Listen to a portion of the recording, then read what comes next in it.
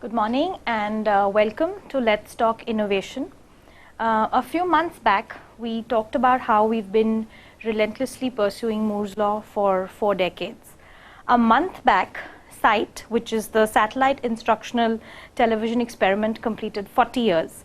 And what SITE did was really take television to parts of India where the TV itself was a rarity, and we're privileged and honored to be in the company of Mr. Kiran Karnik, who was instrumental in getting that project off the ground. For those of us who like Discovery and Animal Planet, we have Mr. Karnik to thank because he brought it to India. He's a man who wears many hats, most recently known as the ex-president of NASSCOM. He's also the gentleman that helped put Satyam back on track. He's on the board of several companies, works very deeply in the field of education. And earlier this year, Mr. Karnik wrote a very interesting article where he said that imagine and innovate in India must be the new slogan. So who better to talk to us about innovation and entrepreneurship than Mr. Karnik, who's also won the renowned Padma Shri. Thank you, sir, for making it, and good morning. Good morning, and good morning to everybody listening to us elsewhere. Yes. And thank you, Ishwari, for that generous and very wide-ranging introduction. Yes, old memories of SITE from 40 years ago, yes, as you said, I'm sure. and many other things. But first, I do want to compliment Intel and DST on this initiative. I think it was much needed and an excellent initiative. I'm delighted you helped to take it off, and I'm indeed pleased to be able to speak to a group of people who are really at the cutting edge of innovation today. Yes. Thank you so much, sir. Would you like to tell us a little bit about your take on the Intel and DST Innovate for Digital India Challenge? Because to our mind, this is really the Sabka Saath, Sabka Vikas philosophy in the true sense. There's DST, there's DATI and MyGov cheering us on. The entire thing is being hosted on MyGov actually. And we have IIM Ahmedabad anchoring the program for us. And the industry has come out supporting us very strongly. No, as I said, it's a great initiative, and as you rightly put it, and very nicely put it, this is bringing everybody together for common benefit. This is the kind of initiative which seems to me that Digital India needed, and it's very timely. Yeah. The moment is opportune. I don't have to tell all of you about how Digital India is such an ambitious and wide-ranging program. Yes. Some elements of it began many years ago. Frankly, some of them are more than a decade old. But pulling them all together, synergizing them, giving them a new brand under Digital India, and very importantly, seeing how elements can be integrated, brings an altogether new kind of focus to this and a new meaning to it. Let me give you one example of what I mean. It's been much written about, and it was in this year's budget of all places where the finance minister mentioned it also, the so-called Jam Trinity, which is really a combination which brings technology together in a very innovative way from programs, some of which started earlier. This is the Jan Dhan Yojana, which is the move to open bank accounts for everybody, so everybody will have a bank account. You have the Aadhaar, which was started some years ago, where everybody has a unique number, and linking these two together, you're able to get a bank account with an Aadhaar number, so each one is uniquely identified. And then you have the mobile, which can communicate back and forth and get this thing done. So kinds of possibilities that have been opened up are tremendous. What has excited people in the government in particular is how this can be used for so-called direct benefits transfer, where subsidies or any payments to anybody can be transferred directly into the bank account of the beneficiary without going through the usual chain, which has its leakages and problems and delays. So you go directly from wherever it is, the government funding, into an individual's bank account. And this is made possible only because you are able to get all these three elements and bring them together. And that's new. The whole idea of how you synergize through technology. And what's particularly interesting to me is what this opens up in terms of the innovative possibilities of what can you now do with this. This is just the first step. And what can you do having this is really the exciting part. Fantastic. So our top 20 are with us live from Pune. So sir, just to begin, what would your advice be to the 20 teams? Well, 3 or 4 things. First, I must tell all of you that I'm not an entrepreneur. I've never been an entrepreneur of the kind many of you are and aspire to be. But what I have done is what somebody has nicely called intrapreneurship, which is trying to do new things within an organization. So let me bring some of that experience to bear on as I respond. But also a lot of experience in terms of looking at entrepreneurship and looking at young entrepreneurs like you folks to learn from them what really is there, what works, what makes things click, what makes it take off. And I think that would be a very important part. So my few words to you at this stage are, first, that any such thing requires passion and persistence. You can't be an entrepreneur, you can't be an innovator unless you have passion within you. You must have that fire in your belly, so to say. If you don't have that, frankly, my advice to you is go do something else. You must have the passion. Second, you need persistence, because it's difficult. It's difficult anywhere to come up with a new idea, because a new idea by definition means you're changing something. And there are always obstacles, barriers, vested interests. And to overcome those is something which is not easy. And I must say that in India it is a little more difficult than elsewhere very often. So you need persistence. Right. You must persist with your idea if you think it's good. But the third element, which might seem a contradiction to persistence, but it is not, is that you must recognize fairly early whether you're moving in the right direction. Are you on the right road? Okay. If you persist on the wrong road for too long, you just get diverted from where you need to be. So you need to be careful and have checks about, are you going where you want to go? And importantly, in fact more importantly, are you going where there is a market need? Are you beginning to meet something? If you find that your idea is not getting traction, then you've got to look at two things. You look at whether you are not doing things right, which you need to re-examine yourself, but also you need to think, is this idea all right? Maybe you're parking up the wrong tree. Maybe it's a great idea, but it's premature, it's before its time. Maybe the market for it is not ready. Maybe it's not viable. There can be any number of things. So in a sense, the summary of that is fail early. Right. Understand early you're going the wrong way. Pick something else. After all, you're an entrepreneur. Don't give up that part of your passion. You want to do something new, different, break new ground, create new ideas, create a new product, a new service. Don't forget that part of it. But if this idea doesn't work, do something else. So final lesson, which is not for you youngsters as who are entrepreneurs as much as for my investor friends, is that people don't fail, ideas fail.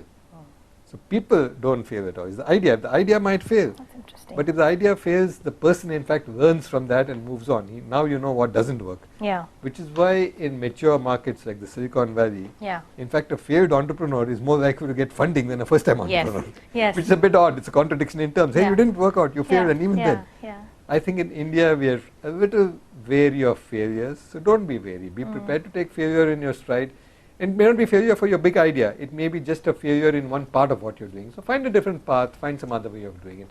So just those sort of three broad things at this stage: passion, persistence, and the ability to recognize when things aren't working and then move on to something else or take a different path. Yeah, in fact, just on your point of failing, our MD, Ms. Ghosh, had once told us that in her conversation with Mr. Chandra, he'd actually said that it's absolutely okay to fail. That's also a philosophy that we follow very closely at Intel, that it's absolutely fine to fail, learn from your mistakes.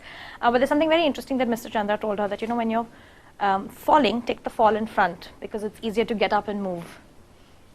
Very nice. I think that's an excellent metaphor. I think there are many, many deep meanings in that. Which, entrepreneurs need to ponder over and think where you are. That's right.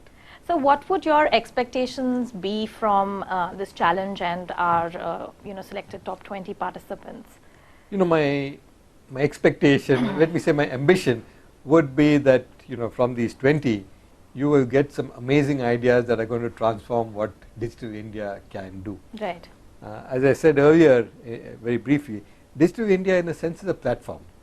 And you can write any number of applications on it. And what will make Digital India truly successful is certainly the core of what it is. And I gave one example of the Jam Trinity and direct benefits transfer. But I think that's only the start. What will make it truly successful is all the many applications and users that will ride on it. And those are things which I'm hoping that a program of this kind and the 20 young entrepreneurs who are with us will come out with. Completely new things. I had a quick look at what some of them are proposing and doing, and I'm very excited, I must tell you. Okay. And I think Ishwari, you guys have done a great job selecting this, because when I look at these, I say, hey, even one of these, if it works, is fantastic. It does everything. And I know that more than one will work. I'm hoping all 20 will. I know you're going to go through selection process. Inevitably, you have to prune down some and encourage some others. But even the others, and I know you're going to continue to provide them facilities to take forward their ideas. I'm sure they would be successful, because I see two things. One is a range of applications, which is very important, because there are all kinds of possibilities, from just putting people together. And I saw one where professionals can advise NGOs, that's necessary. Just to build that platform where people who are willing to give their time and expertise can work with those who need it. Right. And I think that's important. And then there are a lot of applications in the health, education kinds of areas which are very important. Some are verging on the Internet of Things, which is a big new thing that's going to come up. Yes. And I'm sure they'll take off from there on to other things. But many, many things that are there. So my expectation from this program is that you would come up with some great new applications that will take Digital India into the next orbit in many ways. Right. Particularly for the user. See, these are user-oriented kind of apps. Yes. User-oriented kind of innovations and ideas. And I think for users, whether it is the person in the village or the person in a big city, these will facilitate and bring new meaning to them and link them with the digital world in a completely new way where they begin to understand the benefits of digital. This is the other thing I want to mention. I see many of them have seen this already in the kind of things they're proposing. See, the user doesn't have to know the technology. And that is why people, I know people who come from outside this country get so surprised and they keep telling me, you know, I saw this villager in a remote part who's hardly illiterate, who's able to handle the mobile and do all kinds of wondrous things with it. I think we learn technology so fast as a user. You don't learn the technology of the insides of it, but you learn how to use it. Right. And I think that is what many of these applications I think will help to do. Right. Because they will bring new kinds of uses without necessarily the person having to understand what is the engineering of it or the science of it, or they just know how to use it. And that's good enough to start with. I think a lot of new things will emerge from that. Okay. So, you know, putting the user in the center is really something that our participants should focus on. So, in your mind, you know, how critical a role does software and how critical a role does hardware play in the delivery of e-Kranti services to citizens? Because that is one of the biggest premise of Digital India. You know, it's very difficult to say what kind of roles these are because the hardware is obviously essential. It's the infrastructure which you need. But I would say, particularly from the point of view of entrepreneurs, and I'm not speaking of the totality of the Digital India program, I'm just speaking from the point of view of entrepreneurs, many of whom are here today. From their point of view, you can take the hardware as more or less a given. What you might want to do is to create add-ons, and I'm hopeful that at least some of them will create some new devices, hardware itself. But for many of them, they can take what exists as given, the mobile phone, maybe access to, not ownership necessarily, but access to a computer, a laptop or a tablet or a PC, and of course access to a mobile.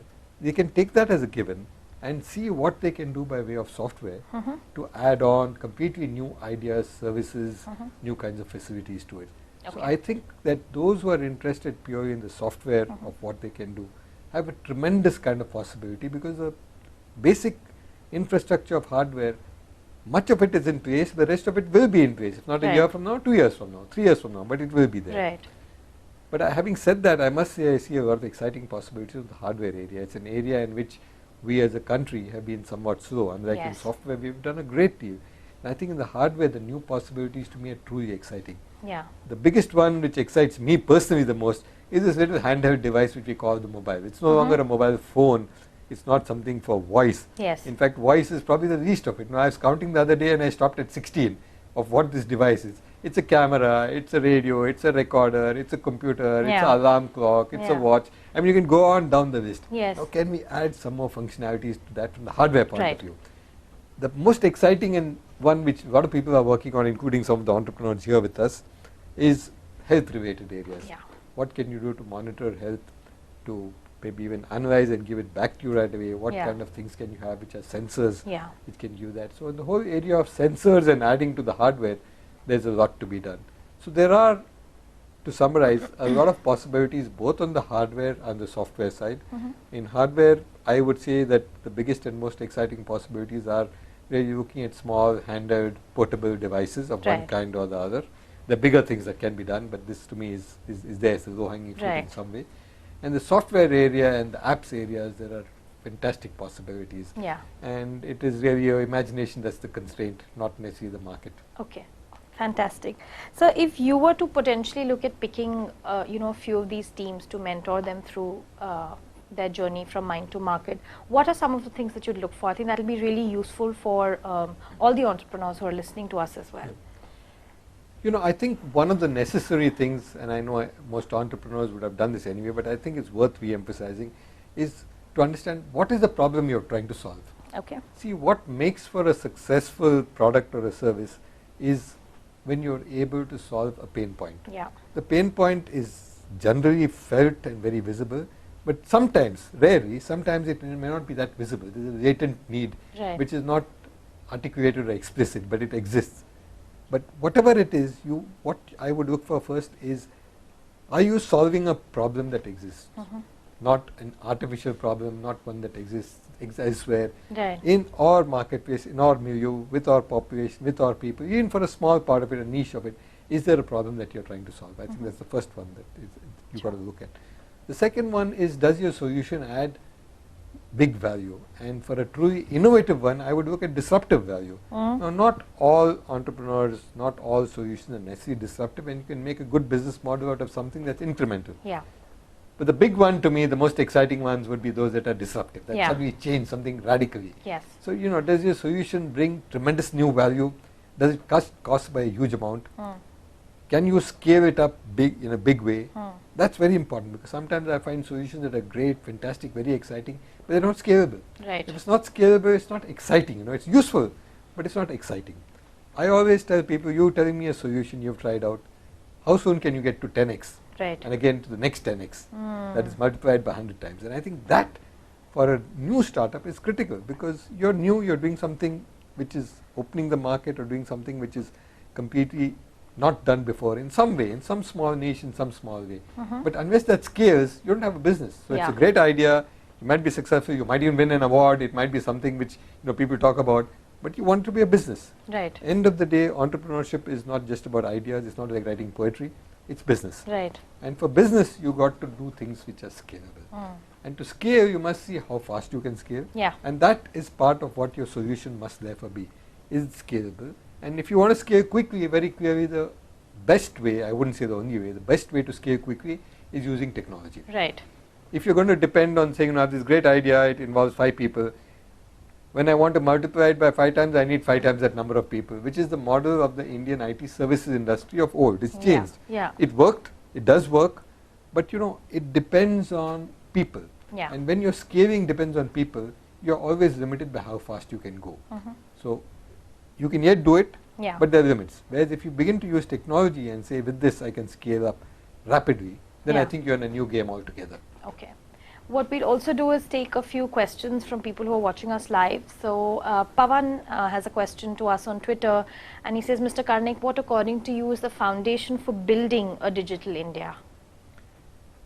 If you ask me, the basic foundation, and this is not necessarily what you folks are going to be doing, but the basic foundation is the outreach. And therefore, if you want a true digital India, to me it's the basic network, which is the optical fiber network. And I speak of optical fiber and not wireless, because the core of it, when you do any such framework, has to be the backbone. And the backbone everywhere is, end of the day, high capacity fiber. Yes. So the government plan to lay fiber to 250,000 gram panchayats is the very core of digital India itself.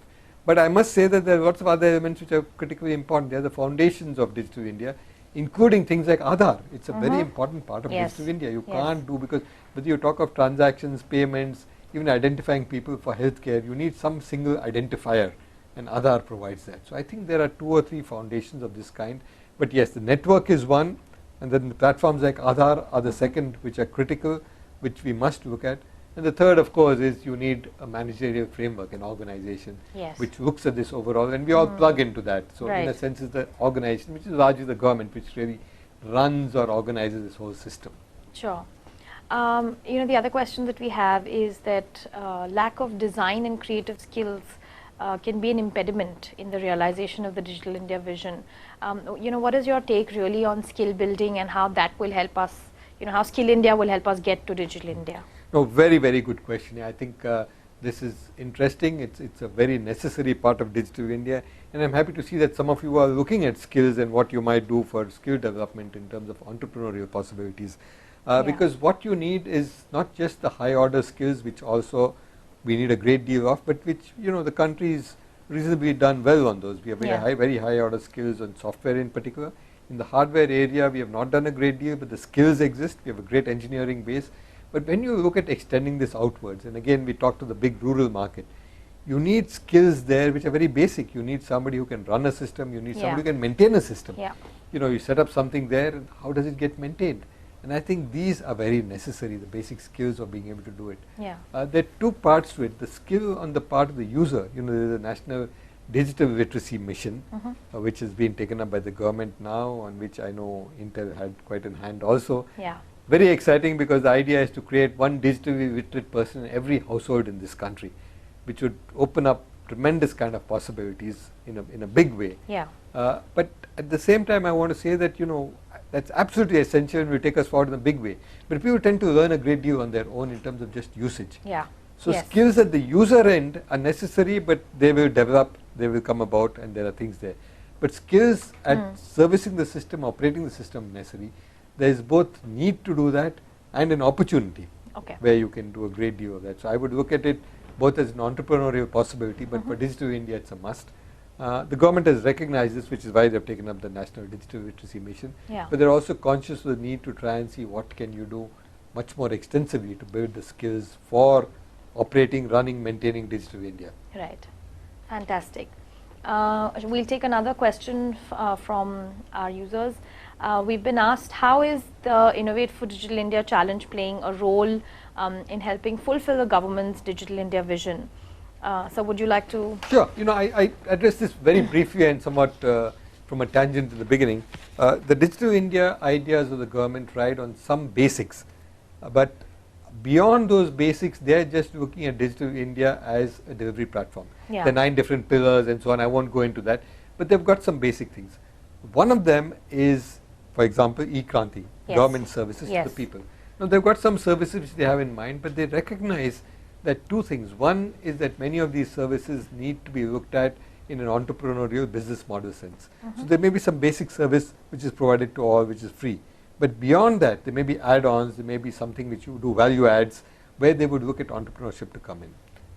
Second, beyond the basic government services, there are a great deal of other services that people need. Sure. And Digital India, the government is counting on the fact that the entrepreneurial sector, the private sector, industry will come in and begin to fulfill many of those needs, which take Digital India onto a completely different platform, not just dependent on the government, not dependent only on delivery of government services, but a whole host of other services. Right. I mean, take very simple things, like crop market prices, which farmers need to know, bus timings, which people need to know when they need to travel from here to there, doing bookings for a train or whatever. Now, these are not part of the e-government services provided necessarily by the government. Yes.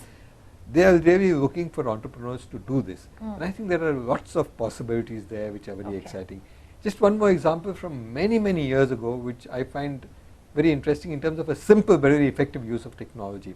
And some of you might take off from this in terms of what you can do. When the fishermen go out into the sea, and I'm talking not of well-organized large trawlers, but smaller fishermen, they catch fish offshore and they come in, and they go to some part of the sea and come back in. Now they land typically the nearest place where they go and sell at the market there. Right. What used to happen is that for reasons which are the science of it, there are more fish in some part of the sea, and so fishermen would tend to congregate there, and as a result most of them would go to one market on the coast, which was the nearest one.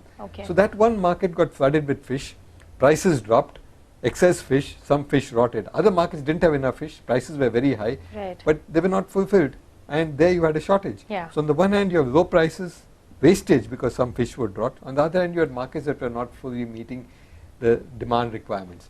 Now with a very simple kind of mobile app, one was able to convey to the fishermen after they had caught their catch just the prices in different markets, and different fishermen would decide where to go, and they would all go to different markets. Interesting. So 2 things happened. One was the distribution was much better, the prices got realized by the fishermen much better, but most important from the overall point of view, there was less waste of fish that were caught. That's just a simple example from many years ago of how a very, very simple kind of app can help. Now these kinds of things are what I think entrepreneurs can look at, and where Digital India will begin to see its fulfillment in an ideal way.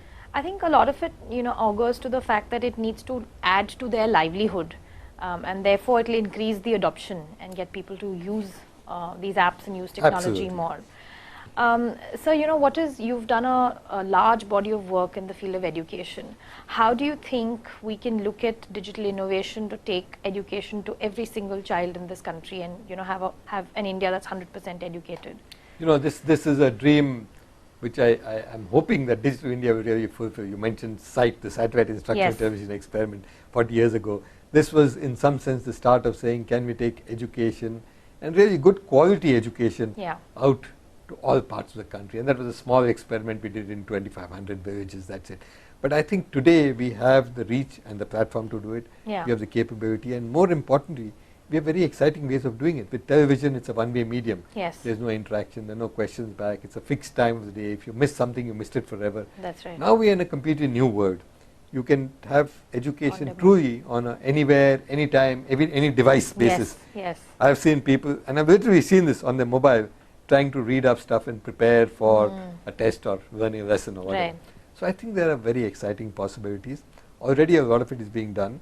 To me, the challenge there is really in the pedagogic and content sense. Can we create content that's local, relevant, local, at least local language certainly, but maybe more than that, but that's relevant to people?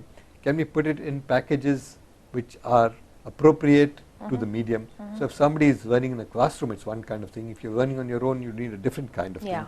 If you're receiving it on a laptop, you can do something. If you're receiving it on your mobile, obviously you've got to break it up in a different, the package has to be different, the modularization has to be different. So there are complexities, part of which are in terms of delivery method and mechanism, part of which are pedagogic. How do people learn? Now, if I'm delivering something on a mobile and doing literally a few sentences at a time, how do I need to break up my learning?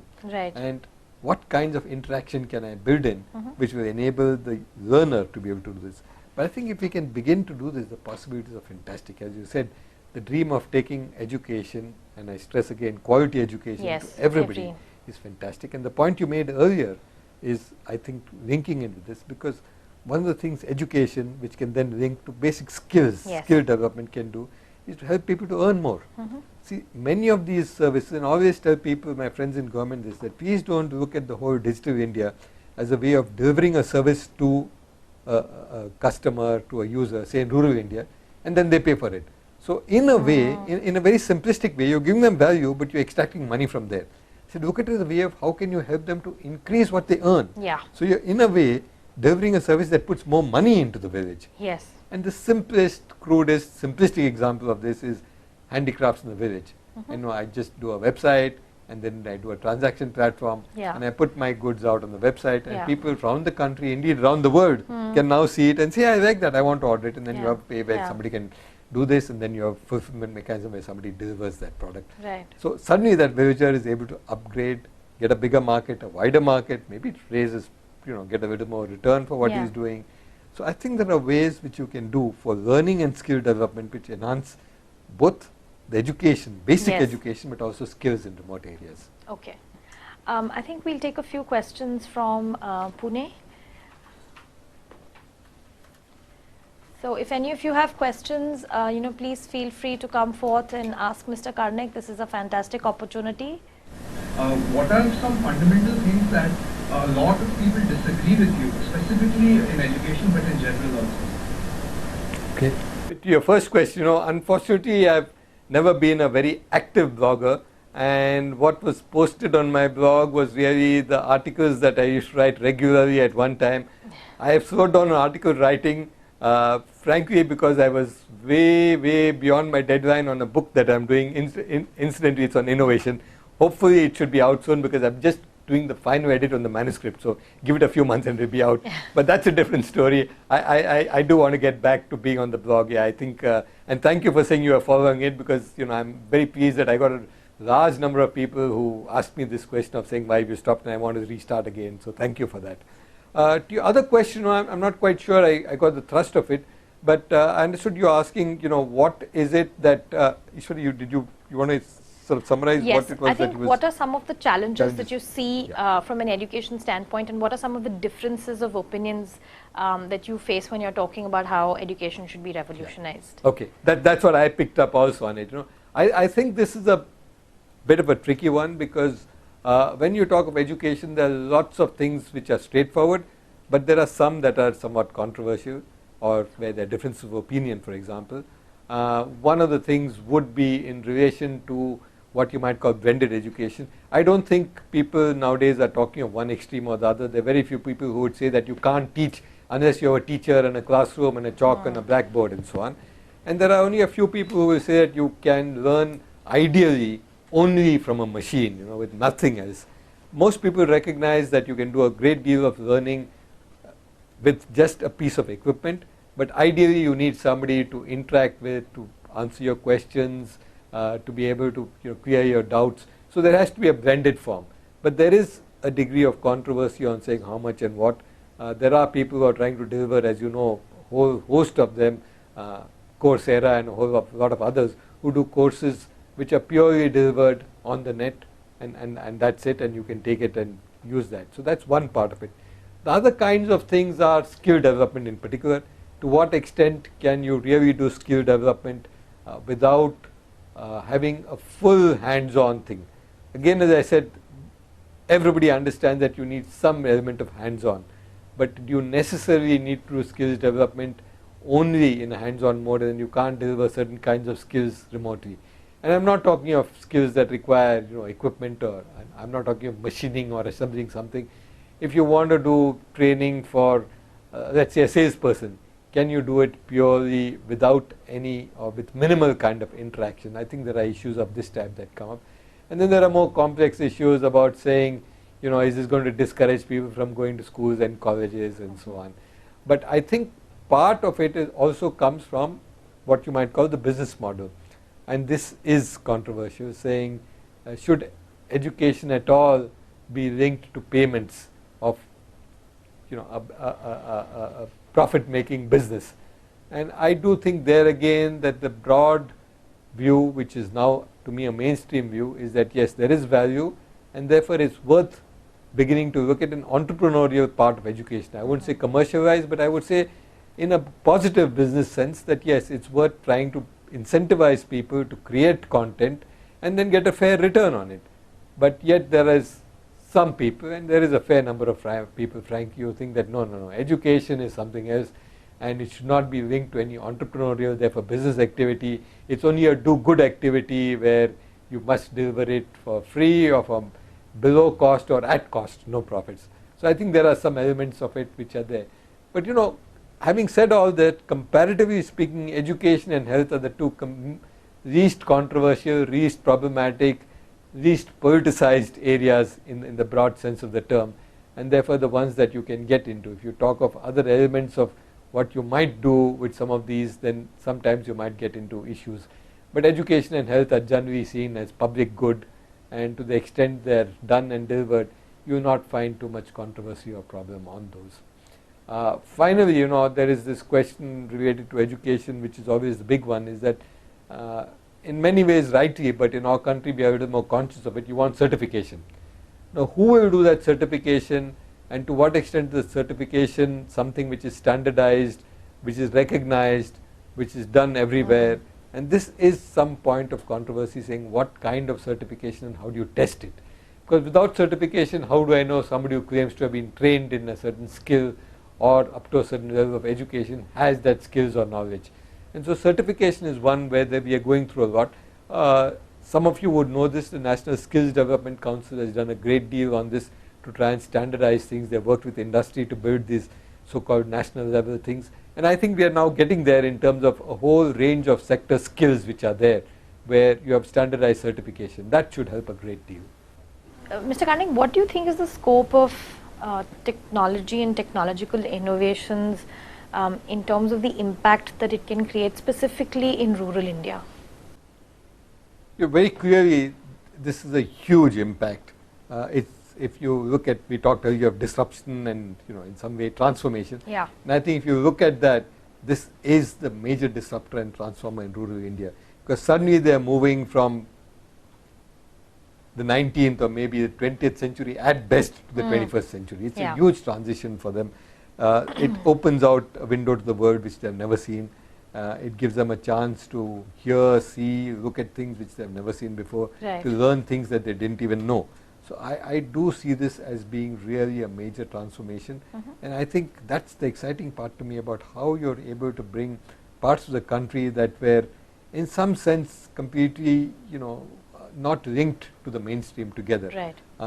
To put it in you know, visual terms as I might think of, from being completely separate things going in separate ways, you now have a whole range of bogies in a train which are linked together. Right. And and the engine that's really pulling them is technology, because you've got that linkage now. Earlier you had these separate things and maybe going on separate tracks. So some trains, some bogies were going slower than others. Now we're all together. So yeah, sure, many people look at it saying, hey, is this going to slow us down a bit? I don't think so. I think this engine has the power to travel at a constant speed or accelerating speed, which is technology, and is going to pull things along in a big way. That's a very big change to me. So there is true transformation in rural India, and you can see it today. You just got to go into any part of rural India and to see first the transformation and change wrought by television, which is there first, and now by the mobile phone. And I think you're going to see, as that I said, mobile phone becomes not a mobile phone but a versatile handheld device, and then you're seeing the entry of tablets and laptops, and then ultimately as you see the entry of data and broadband coming in, you're going to see even more and faster change. Mr. Karnik, you were instrumental in a lot of the UGC programs getting out to students across India, and in some sense that was what we could define as the killer app. As citizens get connected and connectivity goes to every part of India, to your mind, what would be the killer app? It's very difficult to say, because if I could really predict what the killer app would be, I'd be a billionaire many times over. But no, I think there are different areas and different kinds of things. To me, the true killer app is one which one of these 20 people will suddenly come up with one day morning and get there and make a huge business and become, more importantly, create a huge transformation. But I think there are areas which one can see which are very important and which can be big things. One is financial transactions. I'm not talking just of money transfer, but the whole financial business. And I mention that because integrating rural India into the large financial markets is both exciting and important. Not just for transferring money, as I said, not just for opening bank accounts, but maybe for investing, maybe for giving them loans for things which they start up, businesses which they start up, and doing all kinds of other financial transactions, insurance and so on. That would be one whole area. The other one which we talked about at some length, and given my background I'm always excited about that, is education and skills. Because that's going to be a big change as you begin to get people with higher levels of skills. So far rural people have missed out on that. Increasing numbers of them have gone to school, which is very good.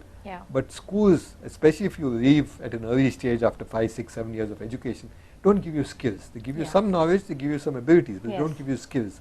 And therefore your ability to get higher level of employment, to earn a better living, is not frankly immediately helped. I mean, 5 or 6 years of schooling does wonders, it's very true, but the immediate change in your income profile is not there.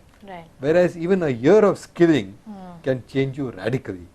A year of learning any skill, which is so much in demand today, it's driving, it's masonry, it's electrician, it's plumbing, any basic skill can take you to the next level of income in a big way.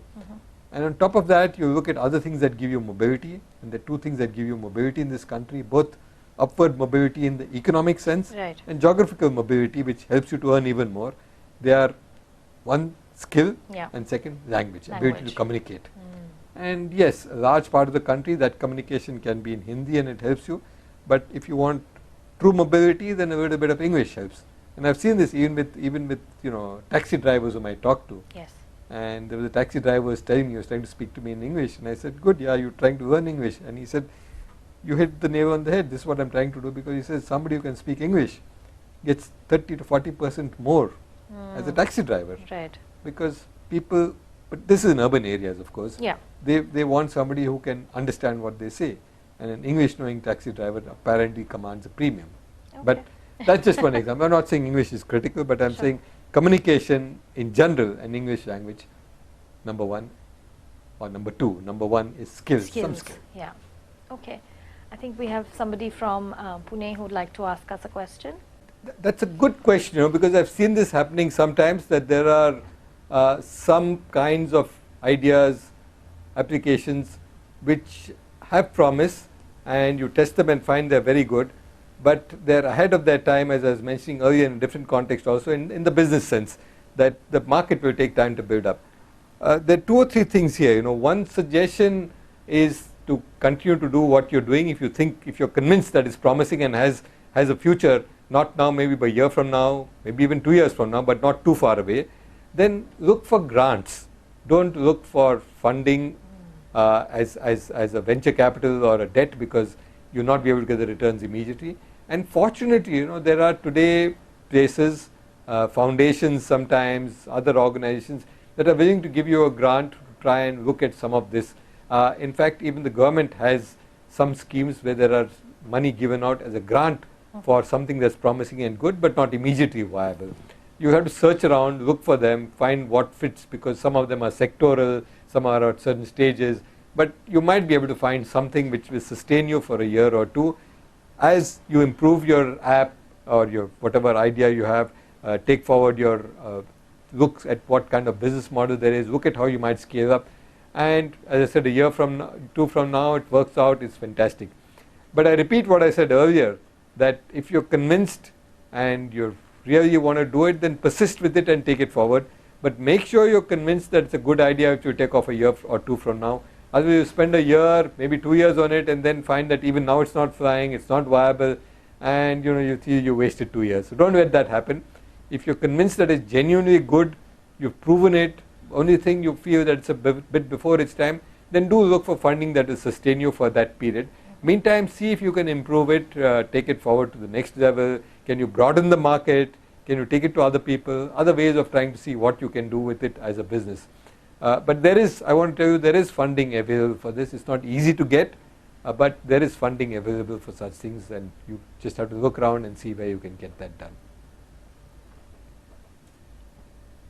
Thank you so much, sir. I think there are a few more questions from Pune, so we'll take them one by one. Team 24, we are working on digital education for rural remote areas with the intent of skill development for the rural society. So from your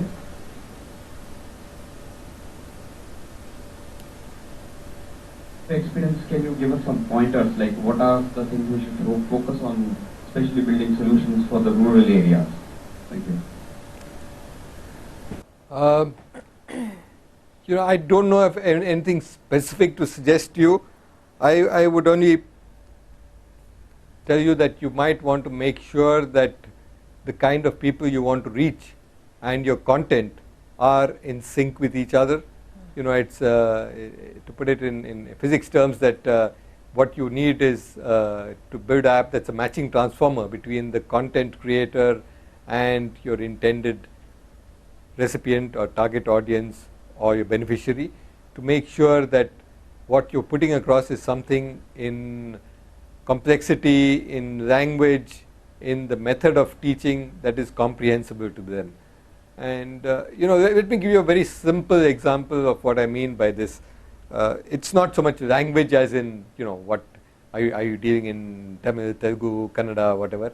It's the idiom of how you put things across. And the example I always like to give people is something I remember very much, and some of you who are engineers, particularly electronic engineers, will understand straight away.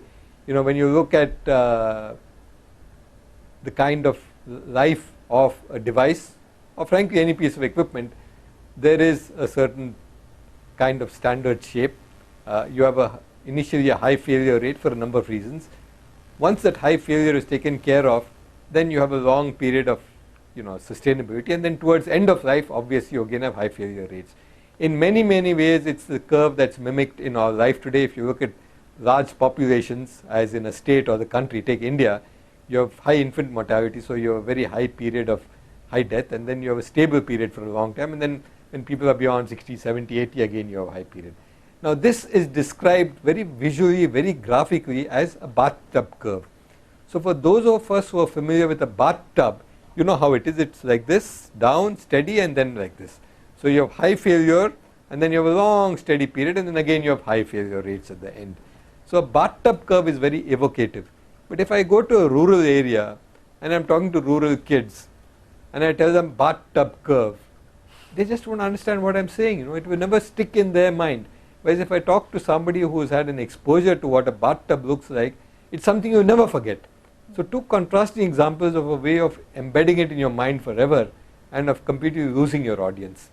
And I give this just as one thought to you. It's not a great thought, it's not something deep, but just what I mean by saying, is your communication matching with your audience?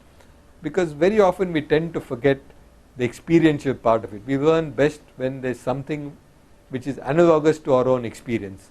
So what is your experiential understanding, and does your content match with that when you deliver skills? And I say all this because at the end of the day, you're going to be judged not by how good your app is, but by what kind of skills you're able to create in that target group. Are they able to actually learn the skill and do something, whatever it is that you're teaching them? And that means, what is the effectiveness of learning?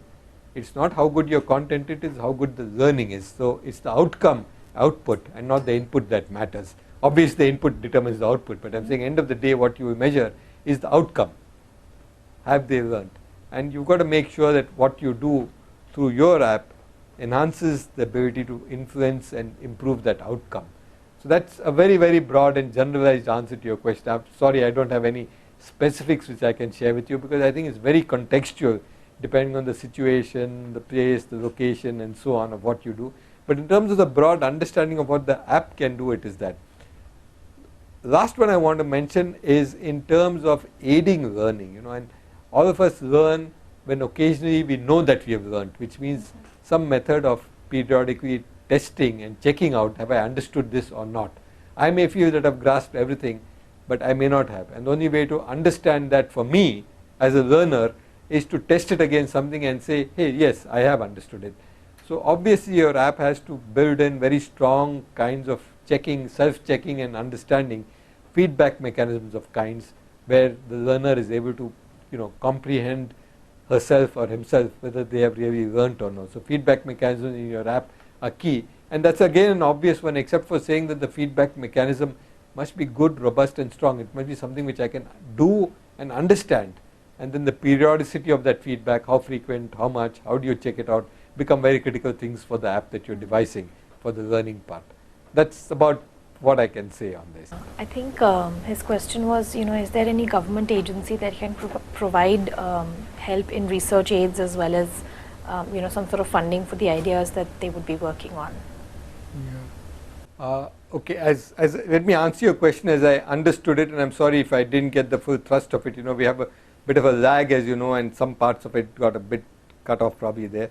But if you're looking at government agencies that provide funding for research, that provide funding where you're yet sort of looking at an idea and are researching it, yes, there are, and you can get a lot of details from it.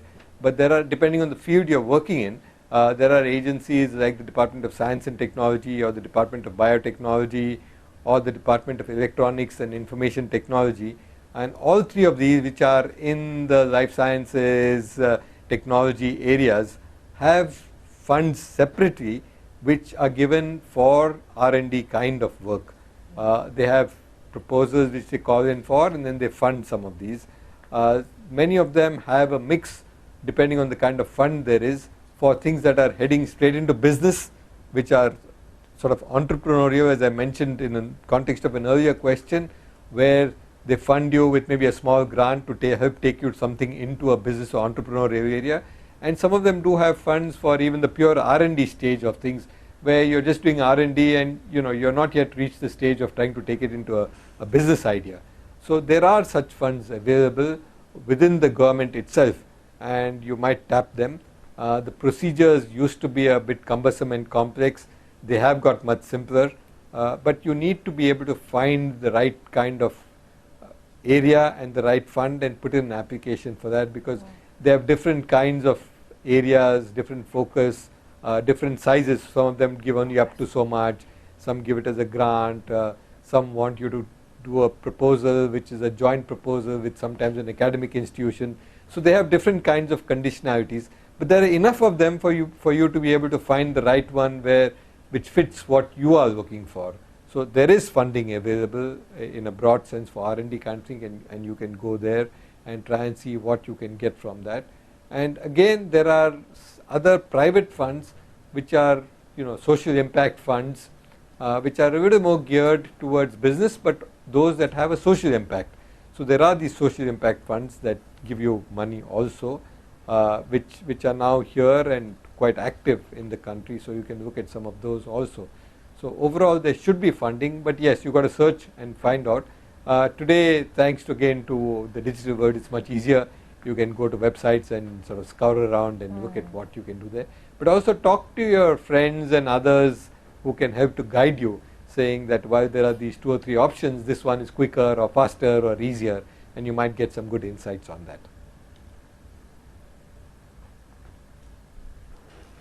Great. I think we have one more question from our teams in Pune, and then we'll take a few more that have come along while we were chatting with them. So my question is, do we need an electronic literate India or a digital India?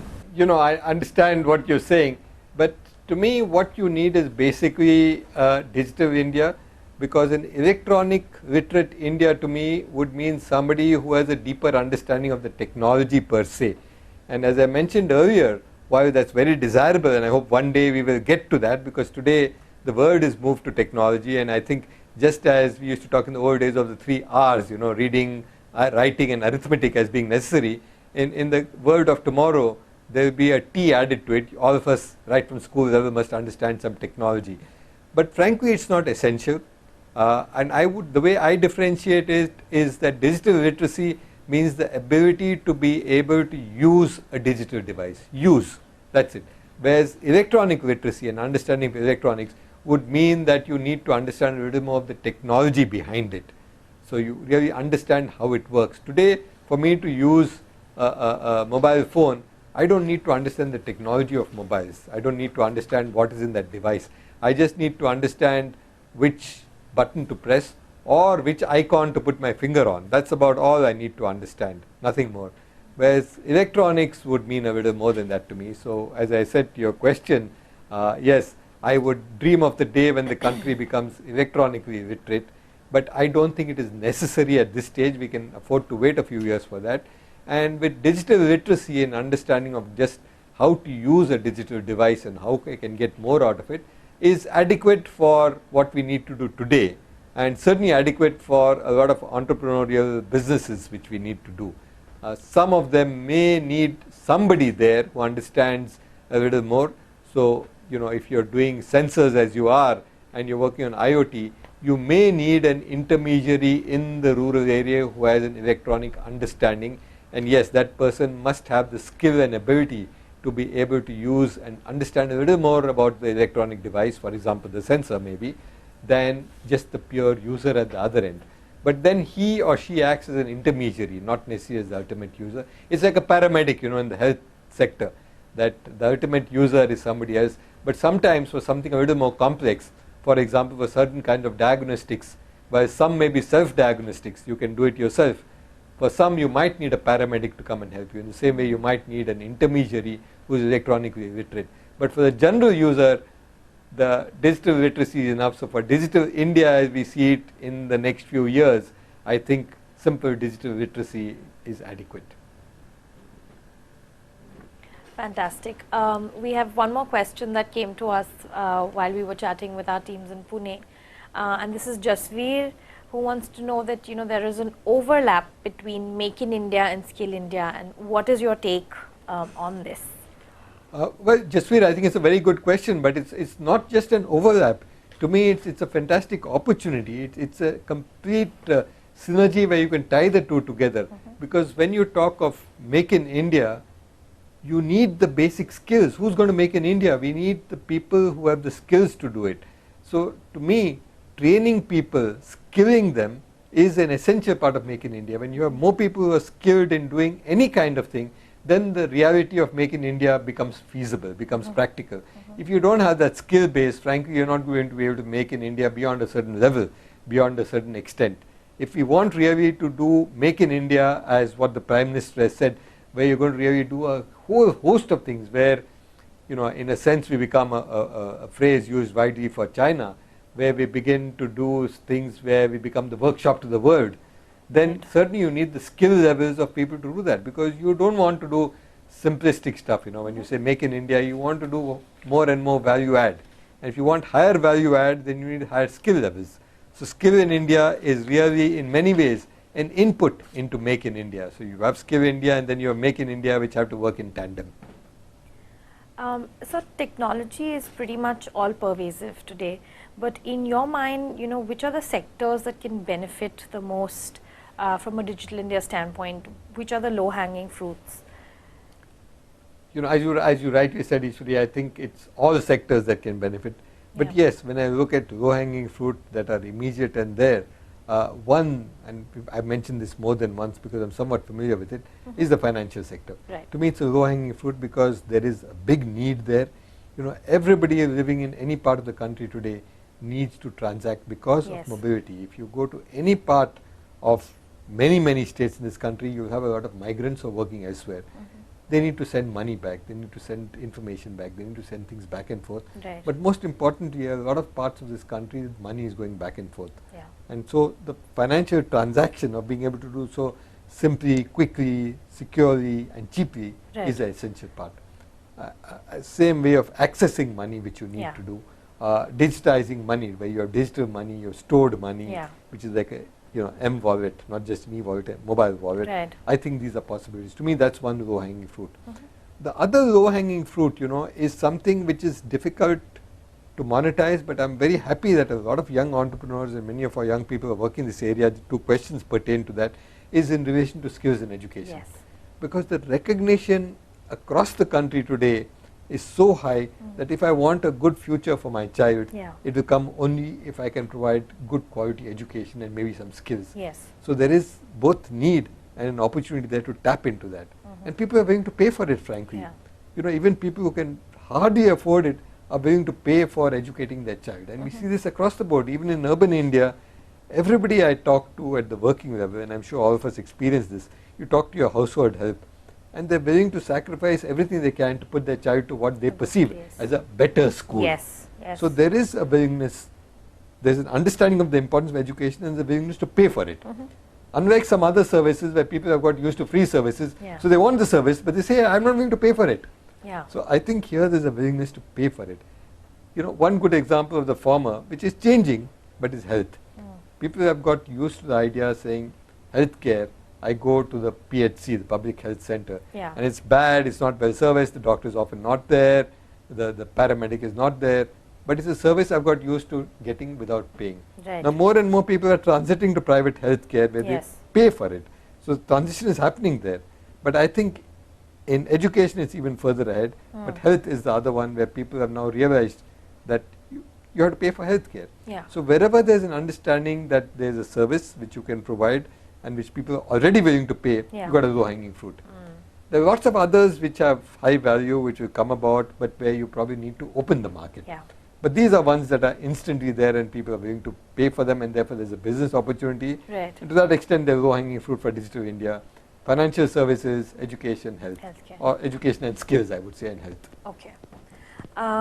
So you had made a very interesting point in your article where you said that when it comes to Make in India, India should aspire to not just be the next China, but actually be the next Germany. Can you elaborate a little further on that? Yeah, sure. It's something I'm happy to talk about because I feel very strongly on this. Or trying to emulate China, as many of my friends seem to think, I think that it is, to put it in terms which are understood now, the use by date for that is over. The expiry date has come and gone. It was a model which the Chinese espoused 20 years ago. Right. They succeeded phenomenally. Yes. They took over the world's manufacturing.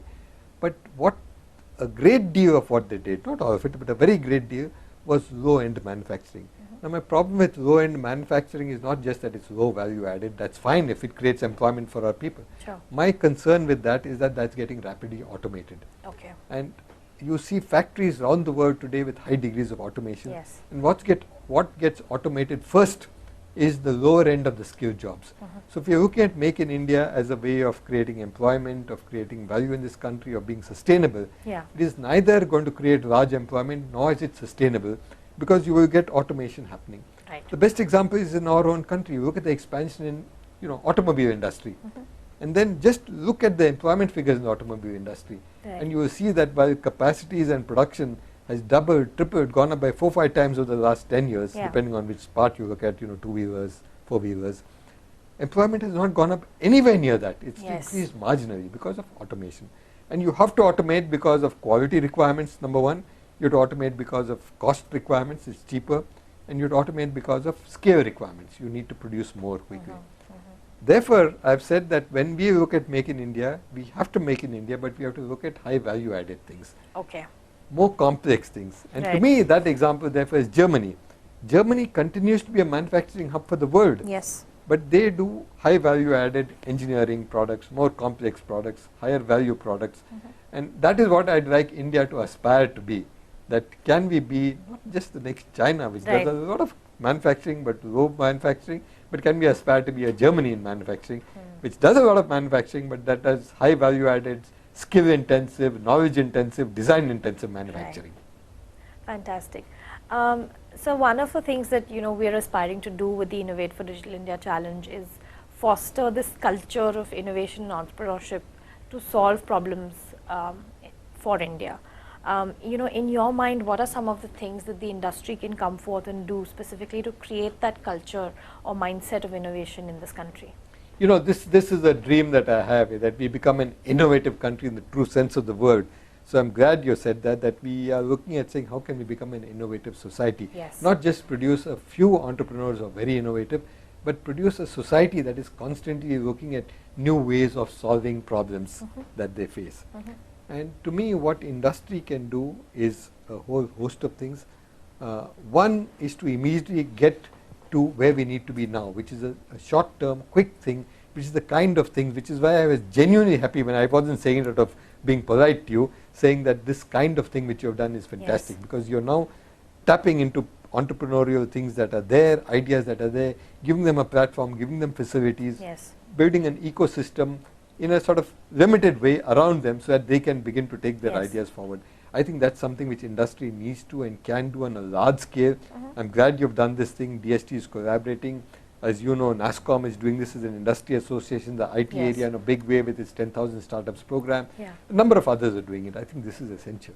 But when we look at the longer term, I think we've got to get to a more basic thing. How can we begin to make innovation inbuilt into our mindset? And there you've got to begin to look at schools and colleges. And I would go down to the school level. Today, in our school system, we have a lot of encouragement, a lot of scholarships, a lot of awards, a lot of recognition for people based on the simplest way of recognizing that, which is academic. So you have science talent scholarships. For many years we have had that. They've been very successful. They've encouraged young people to do well in science. But they are based on academic performance in science. Now, very often you find innovators who are good, and they're academically good, but they're not toppers. But they have a great idea in something else. And how can we tap into that? And let's remember that innovation, end of the day, is not only about innovation in technology. It's also about innovation in art. It's about innovation in something else that you can do. And we need to therefore look at innovation in a broader way, that how do you build an innovative mindset? And therefore, I would urge industry to begin to look at saying, how can we encourage innovation in schools? And the first step of that is saying, how do we find people who are innovative? And that is not always a story of what percentage did you get in your 10th standard exam, or what grade did you get. It's something else. And so one of the proposals which in fact the National Innovation Council had tried to float, and we had taken this to industry with some success, it didn't take off, I hope it will, is to create national innovation scholarships like the National Talent Scholarship, where we find some way of doing this and we begin to build in things which we know are necessary for innovation to succeed, which is saying, I don't want an individual, you have to be a team. Because innovation, while an idea often germinates in one person's mind, to take it forward you need a team. And therefore we have said, let's encourage this from day one, to say, hey, you need at least 2 people. The team can be 2, but more than that would be ideal. So team, innovation, and third, your immediate mentor must be your teacher. What does that do?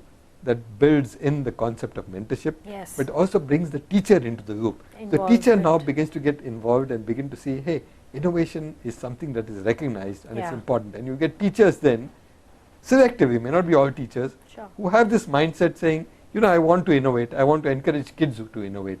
So you begin to build into the school system, not just among students, a thing for innovation. And I've been trying hard to say, industry should now begin to look at this as saying, how can we begin to build innovation right from the school, then take it forward to colleges and universities, and then take it forward to the level you have now reached, where these are in some sense the output. Now they've gone through a lot, and I'm sure many of them have suffered with their ideas being suppressed and told that, this is useless, don't do it. And now you finally, they've lived through all that, and now they've reached here.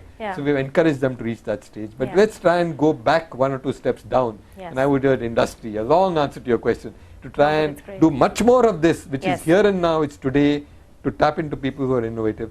But then in the long term, begin to build people who will be innovative. Yes. So journey of 1,000 miles beginning with a single footstep. Absolutely, well said. We've got one more question from our finalists in Pune, and we'll take it here so that we avoid any lags. It's a very interesting question. They said Aadhaar was something that just started off as a unique identity, which is biometrics, and now it's evolved to becoming something far bigger, and the benefits are immense. What else do you see as possible applications of Aadhaar going forward? I think imagination is your constraint there, and I'm sure many of you are far more imaginative than I am. But I see simple things which I see as problems, and when I look at that as a problem and say, what is the solution, I often see Aadhaar as a solution. Let me give you just one example which I'm sure many of you have experienced. I do a fair amount of travel, 2 or 3 trips a week, so I experience this every day. I get off at the airport, and the first thing is the queue to go in, because the guy wants to check your ID, and given today's world, I guess we have to live with that. You can't say don't do this. So he needs to check that you're a genuine traveler, and are you the person. So you show him your ticket, which of course can be any printout frankly, but you show him that piece of paper, or you show him on your cell phone your PIN number, and then he wants to know, are you that person? So you show him an ID, and typically you show him a driver's license or something. Now imagine that guy has a handheld, and you just put your fingers on it, the biometric, and straight away it identifies, yes, you are so and so, you are Ishwari, and by the way, you have a booking for this flight today, which is going just now. All of it happens automatically because your Aadhaar, your biometric is there, and that is linked in some way with the airline's computer, which says so and so is the traveler, and this is the name, and the name is matched with the Aadhaar biometric, and so you walk in. You go into your check-in, again you see a queue there today. There's no need of a queue. You do the very same thing, go to a device there, just put your finger.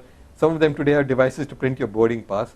Why print a boarding pass? Why more paper? I just put my biometric there, and I go straight in. And I go to the security, where yet you have to go through the X-ray screening, but it's more technology you go through, and then you walk into the aircraft. Sometimes they check again at the aircraft level, as many of you know, at the boarding gate, where again you produce your ID card.